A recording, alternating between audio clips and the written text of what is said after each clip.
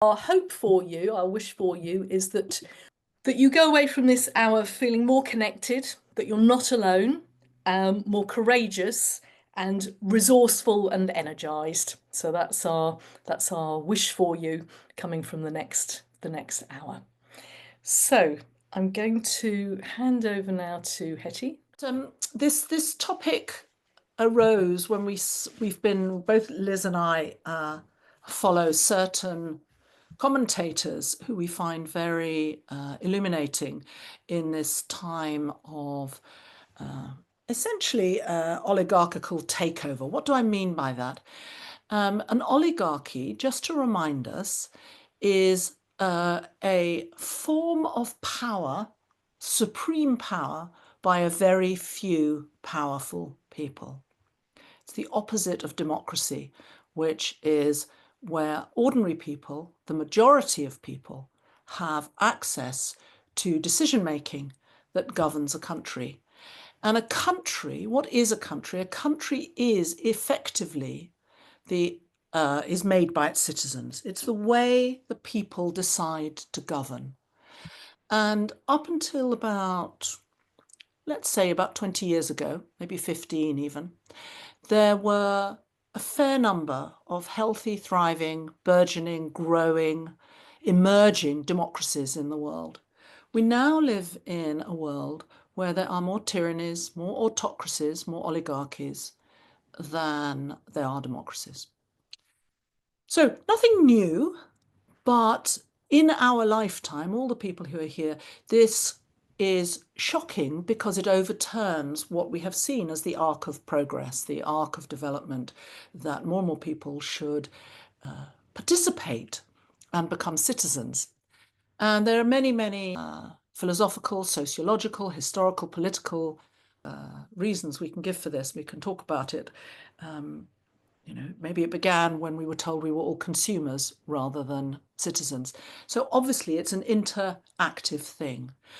But at the level that we want to bring it in today for our inquiry today is, what does it do to us at the level of our nervous systems, our capacity to act in the world, our capacity to fulfill our own potential and to make a contribution through our work and through our existence? What does it do to that when we are living in a climate where brute power that has no mandate is on the ascendancy? And you don't need me to list the examples, but I will anyway. The example being set by Donald Trump, J.D. Vance, Viktor Orban in Hungary, Netanyahu, Putin, Xi Jinping, Erdogan, and the list could go on, but those are the big players. And to that, we have to add what are called the tech bros, people like Zuckerberg, Musk, and Bezos, and many others. And Liz and I were just ruminating on the connection of the Department of, and I can't even remember what the GE stands for that Musk is now head of. Someone could put it in. Government efficiency. Government efficiency. I love it. Government efficiency. You can call it what you like, but we are back in Orwell's world where you call it one thing and it means you do what you like. And there is an interesting, the acronym spells out Doge, who were the supreme rulers of Venice at its heyday. Venice at its heyday was an oligarchy, which is an interesting connection to be discovered and explored another time. But what we're seeing is playground bullying, if you like, elevated to state diplomacy tactics. Strategy has been thrown out the window. And it has been compared by some commentators to the way the mafia operates. I am the biggest, strongest bully in town. A lot of chest beating, a lot of brash, and a lot of simply cutting through the rule of law, the judiciary, rules of, or the structures that govern educational institutions, legal institutions, medical institutions, and so on. And it's these structures that enable us to experience and feel a measure of safety in the world, in going about the world we're in. And they are being demolished simply because the boys who are the biggest and most powerful in town are doing what they will doing what they want. They're deliberately destroying them. And there was a time when it was very clear when there was a takeover of power. The tanks rolled in, the guys with the machine guns stood in the street or barged into government offices and drove everybody out. But now, what makes this different to all previous eras is the role of digital power and the silent and behind the scenes destruction, if you like, of all the checks and balances and the structures that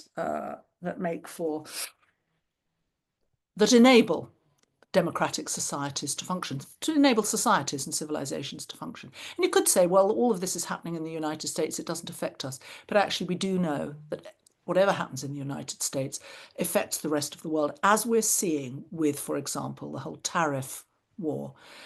Now, you can't fight this sort of power. It's annihilatory in style and destructive in purpose. Its aim is to destroy.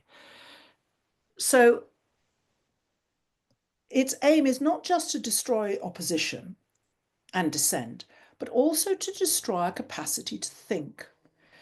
Because we are co-regulating creatures. All mammals regulate their nervous system in relation to either another, whether that's a beloved, a child, a partner, or a pet. It's one of the reasons pets are so important.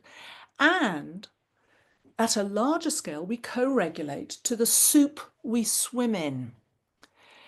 The parallel between the amniotic fluid and the worlds we live in are very, very strong. When we live in a world that feels like it's this level of volatility and this level of destruction, it impacts our nervous system. So if we were to stand up to this kind of power, the backlash would be fierce and potentially fatal. As we've seen, people are being sacked for standing up in, for example, the legal system in the United States. So before I continue, let's hear from you. We'd like you to think of a recent real situation when you came up against in your own lives. And it might be personal, it might be at work, or it might be something that you look at on the news or wherever you get your news from. It might be something that you're seeing out there. And think of this real situation when you came up against or you saw what we're calling hard power. This power that says, I'm bigger, stronger than you, and I will use that threat and the real threat of physical violence to do what I like and to destroy all the safeguards and the guardrails that enable democracy. And reflect on this instance and reflect on what happens to you when you're faced with or come up against hard power. How do you feel? What do you think? What are your instincts? And just start writing in the chat, and then we'll take a few comments in plenary. We'll ask you to share. But sometimes it's easier to just make a note of your instant reflections, because they don't have to be beautiful writing. Just pop it out there. Let's have a look. So disgust, collapsed, powerless, anxious, overwhelming, a sense of helplessness. When I think of hard power, I freeze immediately. Yeah, I vanish, disappear. And remember that there are actually 4 biologically ingrained reactions to threat. Fight, flight, fight, freeze, we're familiar with. But fawn, F-A-W-N, that we're seeing a lot of right now, this idea of saying, yes, yes, yes, we'll do whatever you say, so long as you don't kill us. We're seeing a lot of that. So let's be aware of that. Thank you, Gillian. Yes, you've put that down there. Readying to attack, anger, frustration, sadness, powerlessness, frozen fear, ready to attack. Trump and Vance versus Zelensky in the Oval Office. disbelief, horror, shame, sadness, helplessness, uncertain if it's safe to express my opinions, and so on. Because while we're in fight or flight, rather, freeze and fawn, then of course we're powerless. We're powerless. And each and every one of us, if we want to reclaim our citizenship and our aliveness, both at a physical health level and as a contributor to society, then we have responsibility to reflect on and take action. So, you know, our instincts when faced. I love, by the way, Liz introduced me. Many of you will have heard of Manfred Ketz de Vries, and apparently there's a recent post by him where he talks about this is the revenge of the castrated cowboy. And I rather like that. I have to say, it made me laugh uproariously. You know, the myth of the strong, heroic pioneer on the edge of civilization, alone against the world, gun-toting, pioneering in a harsh world. And of course, this is dead and dying. You know, most of us would say it's totally inappropriate to have cowboys at the heads of governments, but this is the backlash. This is the fierce backlash that we're seeing, getting back at the elites, the woke crowd, those who seem to be enjoying the fruits of globalization. And you can't fight this sort of power. So being aware of the danger, what is our responsibility? We have to move to a different level and a different approach, founded in our way of being. And Eulalie, you know, you mentioned this. It's the shift begins with us, it begins inside, and Liz will take us there in a second to explore that.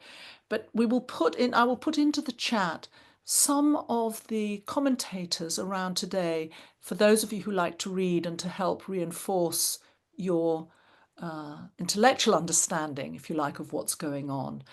I'll put those names. But just to finish here with Martin Luther King, if hard power is based on fear, a central fear of being restricted, being not allowed to be as big and as powerful as they want, then Martin Luther King talks about love. Not soft, squishy, cuddly love, but love that works in partnership with will. And those of you who know my work with the transpersonal coaching, love and will always go together, because love without will lacks backbone and strength, and will without love is too open to the abuses of power.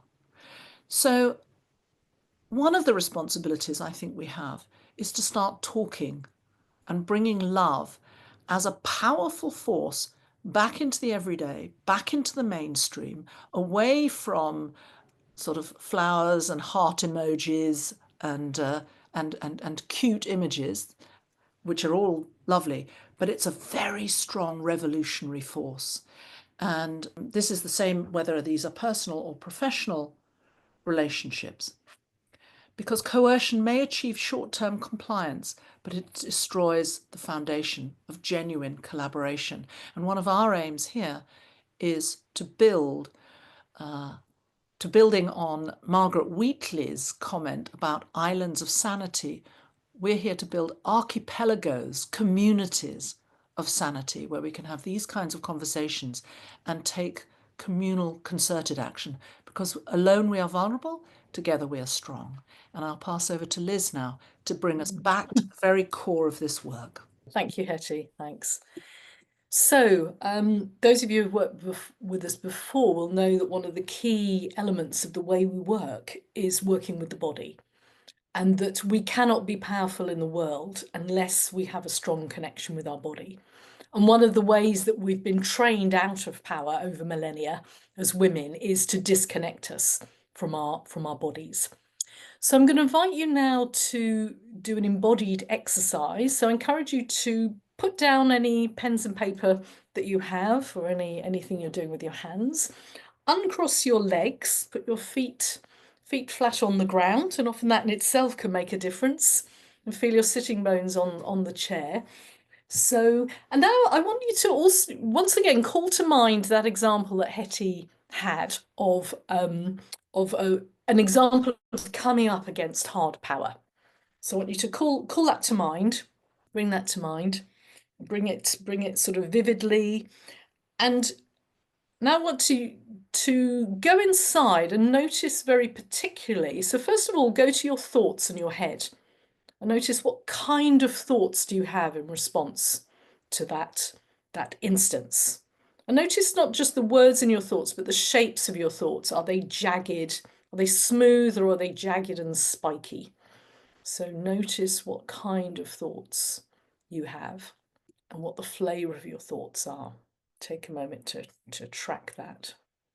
And now drop down into your body and notice what sort of feelings are coming up. Is it fear? Is it anxiety? Is it anger? What types of feelings do you notice in response to this? And now notice what happens somatically. Do you tighten up? What happens to your breathing? Does it get tighter, shallower? Are you holding your breath? Your legs poised to run? Or do you collapse and become absent, dissociated? Notice what happens in your body. And there's no judgment about this at all. There's no judgment. These are very deeply hardwired stress responses that we have as humans. So notice your response. And most people will notice that they constrict and tense up when faced with that sort of stress. We tighten up. And notice, look around the screen. Notice how connected you feel with the rest of the group today when you're in this tight space, how you feel towards them.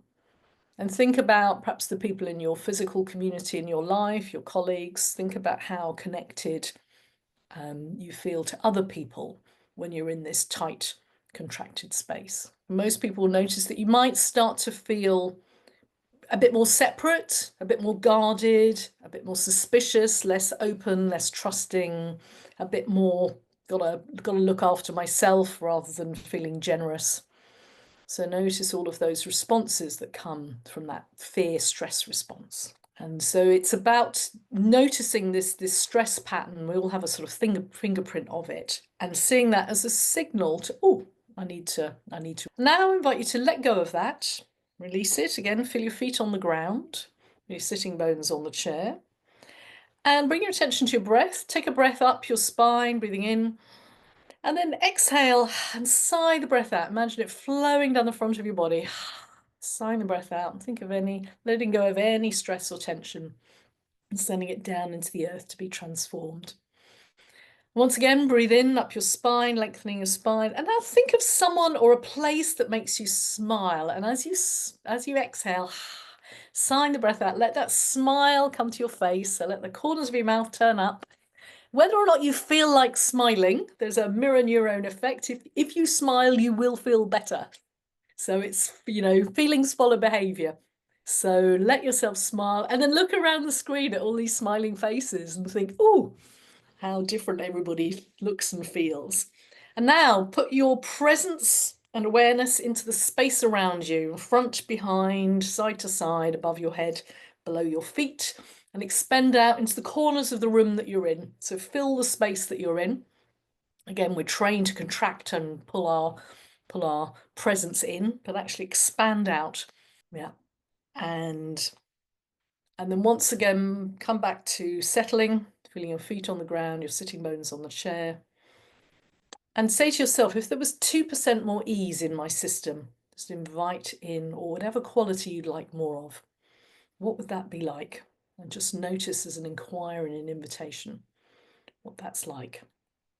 I'm noticing lots of stretching, yawning. Often when we do this, we realise it's a nervous system reset. Yawning, stretching is all really good stuff for our nervous system and for regulating, both co-regulating and self-regulating. We starts to put us in touch with our tiredness. When we're constantly on digital things, we tend to numb out from what's going on in our body. So noticing that desire to stretch. Take a moment to notice, look around, see how connected you feel to the group now that you've done this. How How connected do you feel to people's faces? And think about your nearest and dearest and your community and the groups you're in. How connected do you feel from them once you change your physiology and move to a space of openness rather than contraction and separation? And Hetty was talking about we need to put more love in the world. This is love in action. The choice to stay open and connected in the face of all those pressures and our hardwired evolutionary biology that says tighten up, fight, run away under stress. That choice to stay open and connected, notwithstanding, is a moment-to-moment choice. And this practice is based on the work of Wendy Palmer, who developed a whole methodology called leadership embodiment, which is based on Aikido and mindfulness. And it's a really simple practice that you can do, just throughout the day to help you shift and stay in love, stay in connectedness. So let's take a few shares about what you noticed from doing that exercise. So if you'd like to put your hand up or pop something in the chat, whichever works for you. But it's lovely to hear people's voices, hear what you noticed from doing that exercise, which took less than 5 minutes really to do that. So Rosalind's saying, very hard to relax my jaw. Yes. So yes, when we constrict, that creates more cortisol, which is the stress hormone. When we expand, it creates testosterone and oxytocin. Testosterone is big picture and risk-taking. Oxytocin is bonding and connection. We're constantly transmitting a message all the time, whether or not we're speaking. And what is your message when you're not speaking? And the way that we can walk into a room, walk into a meeting and immediately think, hey, this is somewhere I can flourish, or better watch myself. And the way that some people can light a room up and some people can suck the life out of a room. And we tend to think that this sort of presence is just, you're either born with it or you don't. But in fact, we can cultivate it. And we can choose to be that person that lights the room up, not in a look at me, I'm so charismatic way, but in a generous, including, connecting way. So even just this simple practice of extending your presence out to fill the corners of the room immediately creates an atmosphere of connection and welcome and involvement. So what I'd like to do then is move on to a practical exercise and a way of how do we resource ourselves in a smart, elegant way in these times. And many of you will be familiar with the work of Stephen Covey, who talked about the zones of control, influence, and concern. So I'm going to talk you through some ideas around this. And what he talked about is that there's 3 zones. There's the things that we're in control of. So what time do we get up in the morning? Do we brush our teeth? Whether we go to the gym? All of what we say? All of those things that we're in charge of. Then there's the zone of influence. So there's the things that maybe if we're in a team at work and we're coming up with a strategy, we've got a voice, we can say what we think, but we don't necessarily control the outcome, what decision gets made, but we have a voice, we have an influence in that. And then finally, the zone of concern, which is looking at all the stuff that's going on in the world. And in the short term, there's probably not a lot we can do about what Elon Musk does, directly affect it. But we're often very interested in that. And often the advice that's often given around this model is that we can end up spending an awful lot of time in the zone of concern. So doom scrolling would be a good example of that. And I know I've done my fair share of spending lots of time doom scrolling and not and getting addicted to those hormones of outrage rather than actually thinking, well, what can I do? So there's a danger about spending too much time here. And then there's the things that we can influence. And often I think of this in terms of maybe those work projects that we're part of that we think have value, community groups, the places where we come together with other people to do something useful and make a difference and pursue some sort of goal that has value and that we can't do on our own. We can't achieve on our own. So even if it's as simple as, creating a street party in my street, that we create some more community and we've got some community resilience such that if we do need to support each other, we know each other better and we forge some relationships in some fun times that might see us through some more difficult times. So thinking about those. And then in the zone of control, thinking about the practices we have. So that simple embodiment practice that I took you through, how to use that embodiment, whether it's a daily practice, something you do after you've brushed your teeth, before you go into a meeting with a client or with your colleagues, before you go to bed. What are the practices that support us? And so what we would say is have a think about what you are doing in each of these zones. So we're not going to tell you just stay in the zone of control and forget about everything else, but to be smart about what you do in each of these.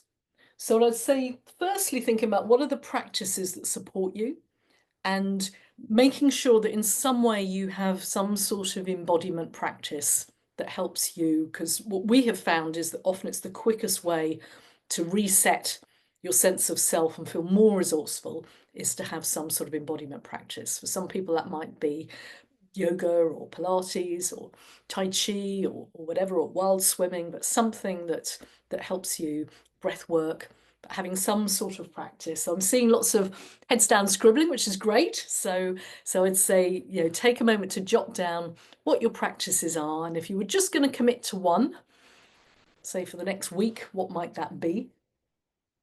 So thinking about your zone of control. And then think about, I'll give you a moment to do that. Yeah. And then think about your zone of influence. So what are the groups that you are part of where you come together with other people to do something constructive that you couldn't achieve on your own? So that may be some people, that may be their work. For other people, it may be a local community group. For other people, it could be an online community of practice.